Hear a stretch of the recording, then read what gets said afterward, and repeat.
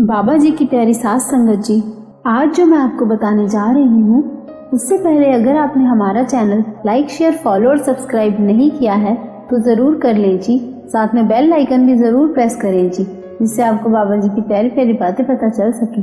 जिस सच्ची घटना का जिक्र आज मैं करने जा रही हूँ वो सुनकर आपकी आंखों से आंसू रुक नहीं पाएंगे। और अगर आप किसी भी मुश्किल से गुजर रहे होंगे या किसी भी मुसीबत में होंगे तो इस घटना से आपको अपने सतगुरु पर विश्वास और बढ़ जाएगा। एक बार की बात है, कबीर जी की वडियाई हर जगह फैल रही थी और जो भी अपनी परेशानियां लेके कबीर जी के पास आता तो कबीर जी उनकी हर परेशानी का हल देकर ही उनको भेजते।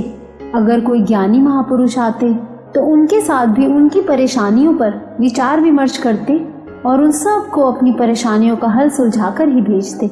अब सारे शहर में, पूरे काशी में कबीर जी की वडियाई होने लगी। सास संगत जी, इतिहास में लिखा है कबीर जी के यहाँ बहुत गरीबी थी, फिर भी अपनी तरफ से वो किसी को खाली हाथ नहीं भेजते थे। अब जहाँ वडियाई हो वहाँ निंदक भी जरूर होते हैं। अब कबीर जी की वजह से जो वहाँ के ब्राह्मण, ज्योतिष पंडित थे उनका तो जैसे बिजनेस ही बंद हो गया था, क्योंकि कबीर जी पहुंचे हुए संत, अब उनके आगे कोई कैसे भला टिक सकता था। अब वो सब लोग ईर्ष्या की वजह से कबीर जी की इतनी वडियाई देख नहीं पा रहे थे, तो उन्होंने कबीर जी को नीचा दिखाने के लिए षड्यंत्र शुरू कर दिए। तो जब भी वो कबीर जी को तंग करने की कोशिश करते या उनको नीचा दिखाने की कोशिश करते तो हर बार असफल हो जाते। अब उन्हीं पंडित, ज्योतिष, ब्राह्मणों में से एक ब्राह्मण कबीर जी के घर के पास से उनकी बातें सुनते हुए निकला। जिन लोगों को किसी का नुकसान करना होता है ना, तो वो पहले घर का भेद भी लेते हैं। उसी तरह से वो ब्राह्मण भी घर के आगे से उनकी बातें सुनते हुए निकला। और जब वो घर के बाहर खड़े होकर कान लगाकर सुन रहा था तो माता लोई जी कबीर जी से कहती है कि घर में एक भी अन्न का दाना नहीं है। अगर घर में कोई मेहमान आ गया तो हम क्या करेंगे? हम तो फिर भी भूखे रह लेंगे, पर कोई साधु महात्मा, कोई महापुरुष आ गए तो हम क्या करेंगे? उन्हें क्या खिलाएंगे? अब वो ब्राह्मण बाहर खड़ा सब सुन रहा था, तो उसने माता लोई जी और कबीर जी के बीच हुई सारी बात सुनी और दूसरे निंदकों को जाकर बता दी। तो उन सब लोगों को मौका मिल गया इस बात का फायदा उठाने का, और इसी बात का फायदा उठाते हुए उन्होंने पूरे शहर में ये ऐलान करवा दिया कि कबीर जी के घर में भोजन का इतना भंडार है, और उन्होंने सारे गांव वालों को खाने पर बुलाया है। और उन्होंने ये भी ऐलान करवा दिया कि कबीर जी के घर में जो भी भोजन करने आएगा उनको बहुत सारा पदार्थ और बहुत सारी मिठाइयाँ और लड्डू भी साथ में दान देंगे। अब सारे शहर की भीड़ कबीर जी के घर की तरफ आने लगी। जब कबीर जी और लोई जी को ये पता चला कि शहर में इस तरह का ऐलान हुआ है कि कबीर जी के घर में बहुत भोजन है और वो सबको खाना खिलाएंगे, तो कबीर जी और लोई जी पहले ही घर से निकल गए और जंगल की तरफ जाकर बैठ गए। सोचने लगे ज्यादा से ज्यादा लोग निंदा करके चले जाएंगे, पर अगर हम घर में ही रहे तो घर जाकर क्या जवाब देंगे। वो जंगल में चले तो गए पर भजन सिमरन पर बैठ गए। अब उनकी चिंता चिंतन में बदल गई। साथ संगत जी, हमारा चिंतन क्या है? भजन सिमरन है। इतिहास गवाह है कबीर जी ने अपने पूरे जीवन में मुश्किलों का सामना किया, पर परमात्मा हर पल उनके साथ था। इतनी मुश्किल उनके जीवन में इसलिए आती थी क्योंकि वो सच की राह पर चलते थे। कबीर जी का जन्म मुस्लिम घर में हुआ, पर जपते थे वो राम राम। अब कबीर जी के सारे निंदक परेशान कि कबीर जी तो जंगल में जाके बैठ गए। अब आगे क्या होता है? कुछ देर बाद कबीर जी के कानों में जयकारे की आवाजें पड़ी, धन कबीर, धन कबीर। और कबीर जी हैरान।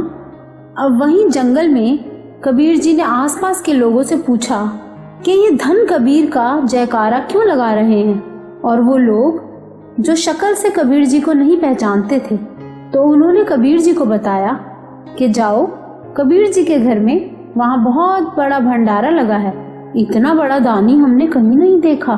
कबीर जी खुद सोने की थाली में भोजन परोस रहे हैं और कहते हैं खाना खाने के बाद थाली भी साथ ही ले जाना। अब कबीर जी हैरान हो गए। अब वो लोई जी के साथ अपने घर की तरफ चल पड़े।